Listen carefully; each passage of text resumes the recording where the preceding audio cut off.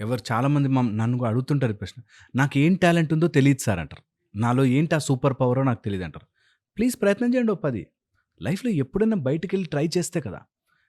ఒక కంపెనీలో పని చేయి, ఒక బయటకెళ్ళి ఒక సినిమా తీయి, ఒక ప్రోగ్రామ్ సినిమా తీయడం అంటే అసలు ఎలా అవుతుందో షూటింగ్ చూడు. So, you experience different things. నీకెందులో మనస్సు అంటుకుంటుంది అనేది తెలుస్తుంది.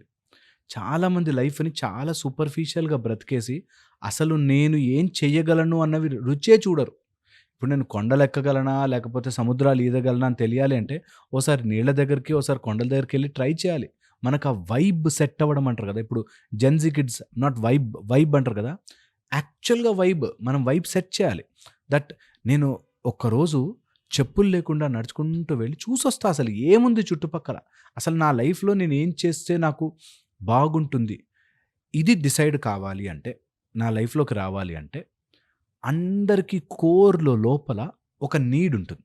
ఆ నీడ్‌ని పట్టుకుంటే, ఆ నీడ్‌ని సాటిస్ఫై చేసే పాయింట్స్ దొరుకుతాయి.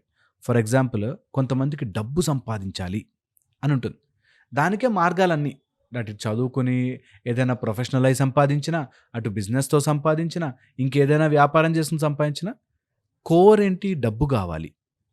కానీ చాలామంది అక్కడ ఆగిపోతారు. యాక్చువల్‌గా కోర్ ఏంటంటే, హ్మ్. నన్నందరూ గొప్ప అనుకోవాలి. అది కోర్. నేనిట్లా ఎళ్తుంటే అబ్బా! ఈడేం సంపాదించుంటారు అని అనుకోవాలి అనేది కోర్. సో, యాక్చువల్‌గా మన లోపల కోర్ డీప్‌గా మన నీడ్ 4, 5 ఒకటి ఫేమస్ అవ్వాలి. 2 డబ్బు నాకు ఎడిక్వేట్‌గా ఉండాలి. డబ్బు సంపాదించడం కాదు. నాకు డబ్బు బాగా ఉండాలి అని అనుకుంటారు కోర్ లోపల. దాని తర్వాతొచ్చేసి పవర్. కొంతమందికి పవర్. They want power. ఆ పవర్ కోసం ఎన్ని పనులన్నా చేస్తారు.